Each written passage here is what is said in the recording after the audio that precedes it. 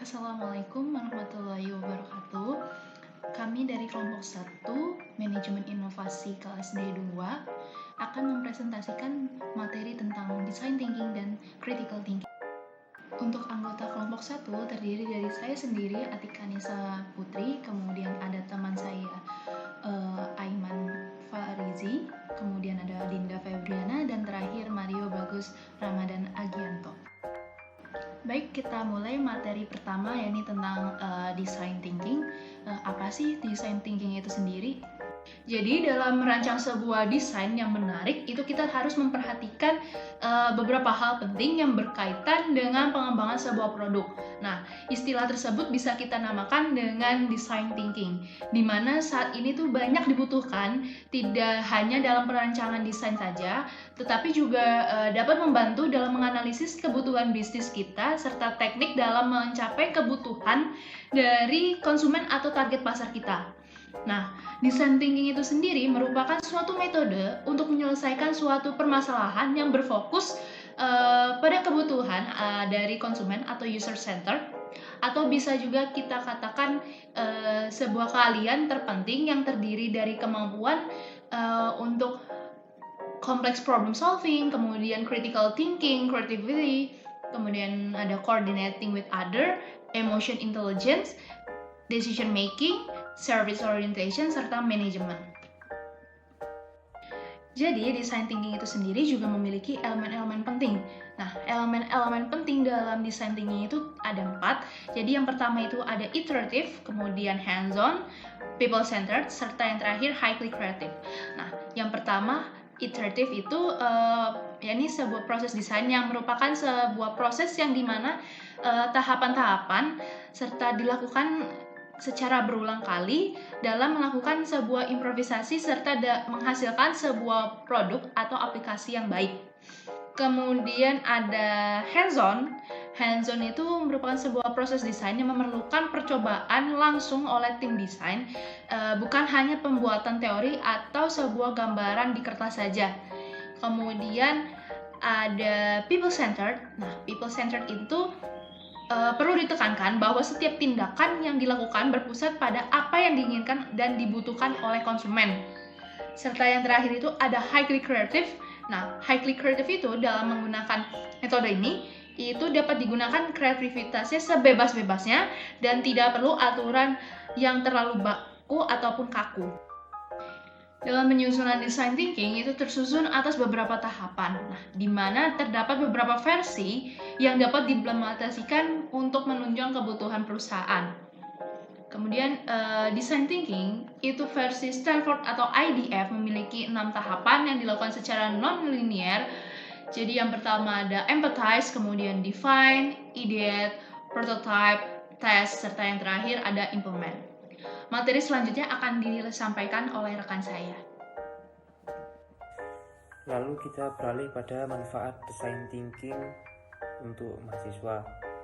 Yang pertama, membiasakan mahasiswa berpikir kritis. Lalu yang kedua, menciptakan inovasi baru tentunya. Nomor 3, meningkatkan soft skill mahasiswa. Nomor 4, mendorong mahasiswa untuk berpikir dengan cara yang berbeda.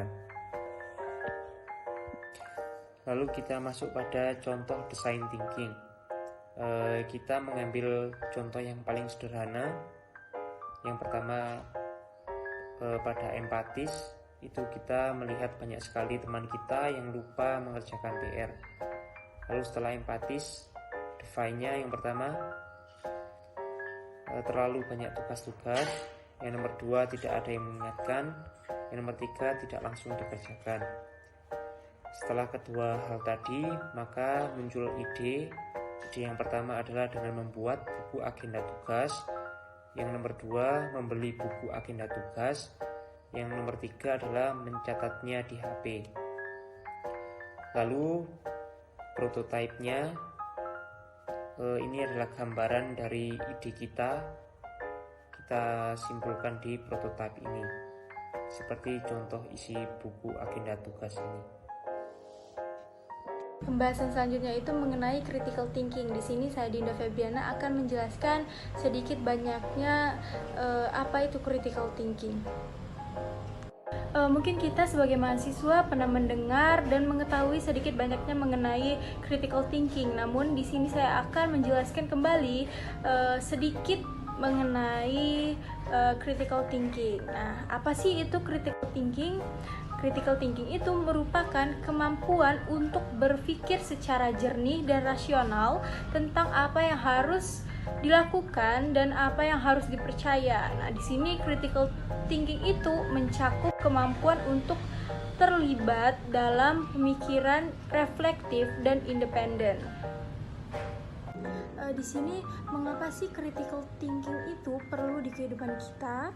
Critical thinking ini dapat meningkatkan kita untuk memanfaatkan potensi dalam melihat suatu masalah, memecahkan masalah, menciptakan dan menyadarkan diri. Selain daripada itu, critical thinking ini kenapa sih perlu dipelajari atau kenapa sih critical thinking ini penting untuk dipelajari oleh kita?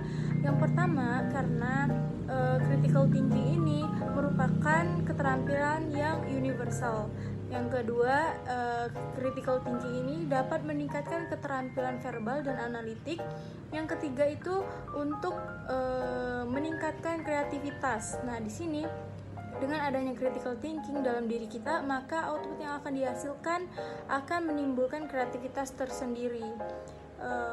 Selanjutnya untuk poin yang keempat, kenapa kita perlu mempelajari critical thinking ini, yaitu critical thinking ini penting untuk refleksi diri. Maksudnya di sini yaitu untuk melakukan refleksi dan evaluasi diri terhadap nilai dan keputusan yang akan kita ambil.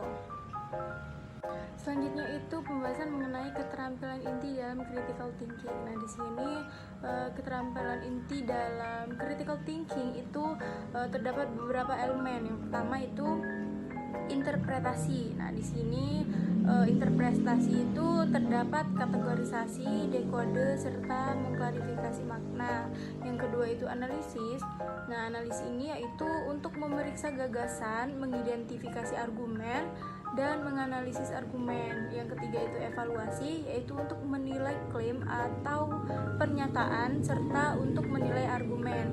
Nah, yang keempat itu inferensi, yaitu untuk mempertanyakan klaim, memikirkan alternatif, misalnya seperti diferensiasi atau diagnosis, menarik kesimpulan, memecahkan masalah, serta untuk mengambil keputusan.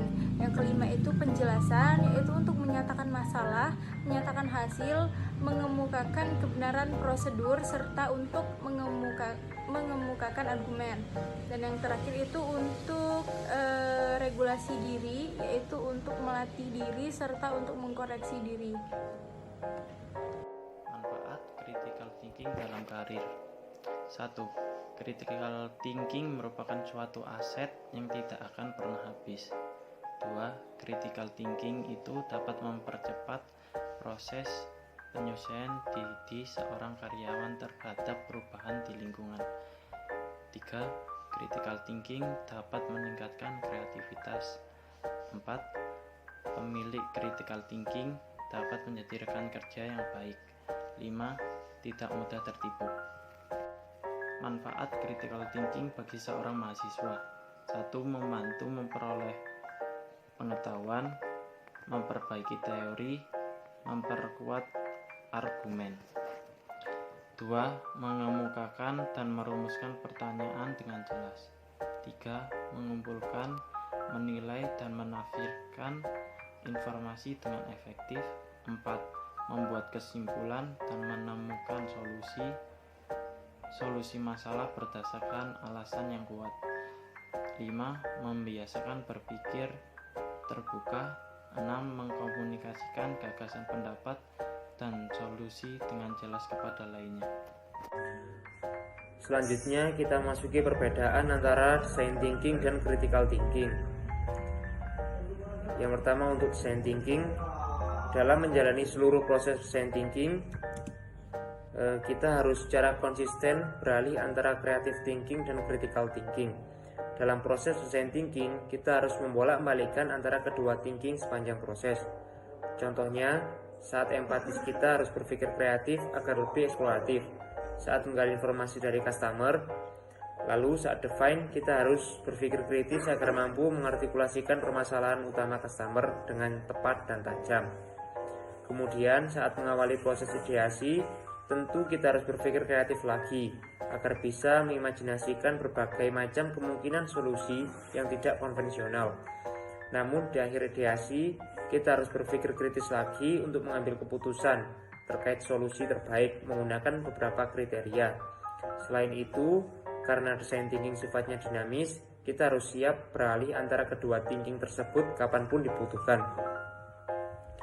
Lalu design thinking mengombinasikan kreatif dan critical thinking sehingga terbentuk cara berpikir berbeda yang menjadi salah satu kekhasannya. Design thinking itu memiliki pemikiran abduktif. Lalu mendeskripsikan pemikiran abduktif tersebut sebagai proses pemecahan masalah di mana kita harus melakukan observasi untuk memperkirakan solusi simpel yang kemudian kita uji cobakan dengan perbaiki terus-menerus sampai mendapatkan solusi yang paling tepat untuk memecahkan masalahnya. Proses berpikir unik inilah yang membuat design thinking berbeda dari sekadar kreatif atau critical thinking. Lalu kita masuk critical thinking. Yang pertama, dapat memecahkan masalah secara sistematis. Yang kedua, dapat dengan cepat mengidentifikasi informasi yang relevan dan tidak relevan. Lalu yang ketiga, dapat memanfaatkan informasi untuk merumuskan masalah atau mengambil keputusan. Sekian presentasi dari kelompok kami, kurang lebihnya mohon maaf. Wassalamualaikum warahmatullahi wabarakatuh.